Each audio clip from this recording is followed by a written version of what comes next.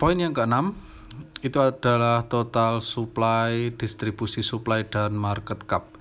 Ini adalah bagian terpenting untuk dilihat dan dianalisa dengan jeli, baik untuk jangka pendek maupun jangka panjang. Total supply adalah batas maksimal dari koin atau token yang bisa dibuat.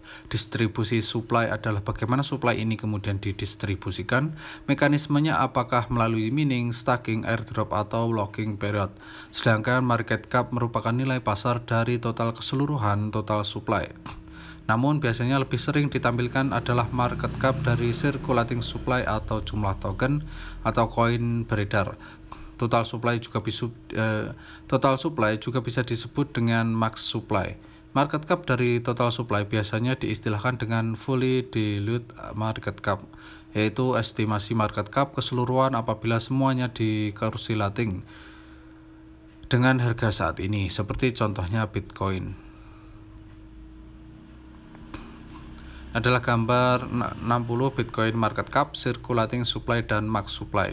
Data ini penting baik untuk trading apalagi investing di project-project cryptocurrency. Perbedaan antara koin dan token dengan market capital besar. Pergerakannya agak lebih stabil. Meskipun kasusnya di kripto tetap saja memiliki volatility jauh lebih tinggi dari jenis aset manapun yang pernah ada. Sedangkan koin atau token dengan market cap yang lebih kecil memiliki volatilitas semakin lebih tinggi dan gampang digoreng. Ibarat lo mengangkat 1 galon air dengan 1 botol air. 1 galon air membuat lo bergerak lebih lambat untuk naik turun tangga karena terlalu berat, sedangkan 1 botol air lo bisa lari-lari naik turun tangga dengan lebih gesit. Begitulah kira-kira gambarannya. Ini large cap coin, small cap coin. Perbedaan koin dengan market cap dan kecil ya ini ya. Selanjutnya, selain market cap, kita akan melihat betapa pentingnya juga distribusi supply. Untuk contoh yang satu ini kita ambil swap token atau tickernya XXP. Ya. Ini pergerakan harga swap token ya teman-teman. Pertama-tama kita bisa melihat harganya yang cenderung terus turun.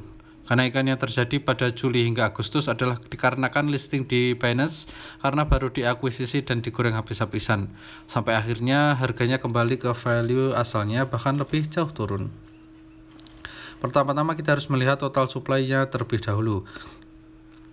Biasanya kalau dia baru pertama kali ICO, akan disertakan data total supply di website tempat di mana ICO berlangsung.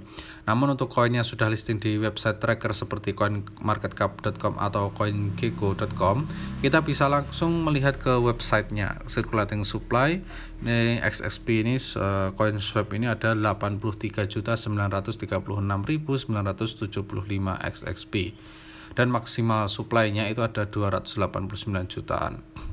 Biasanya kalau dia baru pertama kali ICO akan disertakan data total supply di website tempat di mana ICO berlangsung atau white paper-nya. Namun untuk koin yang sudah listing di website tracker seperti coinmarketcap.com atau coingecko.com, kita bisa langsung melihat ke websitenya saja. Kita bisa melihat bahwa hanya 29% saja token yang circulating di market.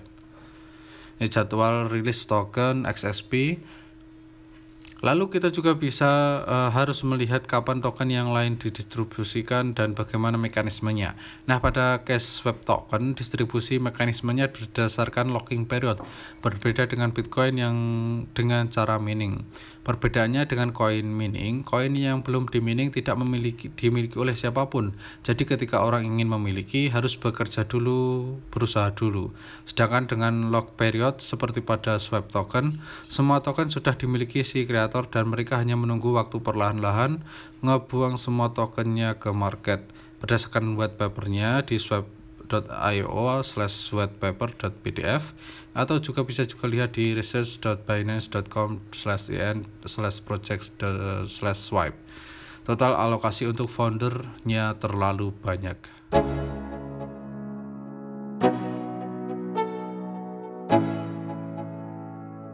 Let's go. Yeah, I'm like an addict, do